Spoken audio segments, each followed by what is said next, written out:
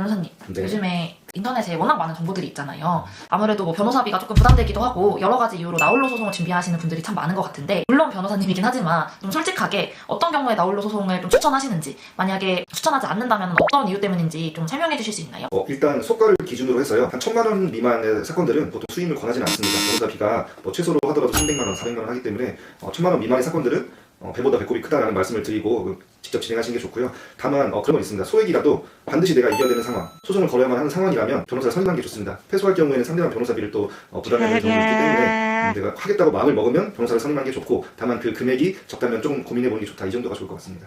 이게 생각보다 많은 분들이 이 변호사가 하는 일, 그리고 법원 사건이 진행되는 순서를 모르시잖아요. 네. 그러다 보니까 나홀로 진행해도 괜찮다라고 생각을 하시는데, 제가 변호사님 옆에서 보니까 민사사건 소액이라고 하더라도 제출해야 되는 서류나 꼭 지켜야 되는 기간들이 엄청 엄격하더라고요. 왜 변호사가 일반 소송과 다른지 좀 어필을 해주실 수 있나요?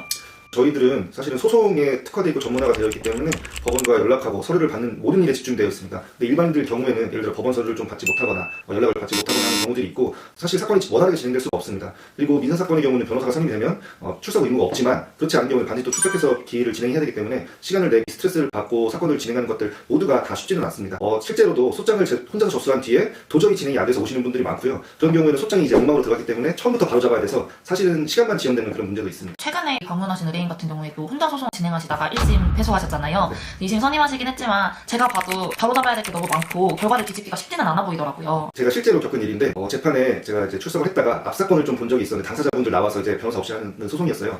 근데 각자 이제 판사님이 물어보시고 답을 하는데 자기한테 불리한 얘기들을 서로 하시더라고요. 그러니까 이게 변호사들은 주장과 항변이라는 이 큰 틀에서 움직이기 때문에 자신들에게 불리한 얘기는 최대한 줄이고 유리한 얘기를 하면서 보통 진행을 하는데, 의뢰인분들은 그런 거에 대한 지식이 없기 때문에 예를 들어 절차에 대해서 내가 나홀로 소송을 통해 알았다고 하더라도 내 주장이 나한테 유리한 주장인지 혹은 나한테 불리한 주장인지, 그리고 꼭 해야 되는 주장인지를 모르시기 때문에 내용상 당연히 문제가 생길 수밖에 없습니다. 아, 그렇겠네요. 본인이 유리하다고 말한 게 본인한테 불리하게 작용될 수도 있다는 걸 모르시는 분들이 많으니까 웬만하면 변호사를 통해 진행하는 게 좋겠네요.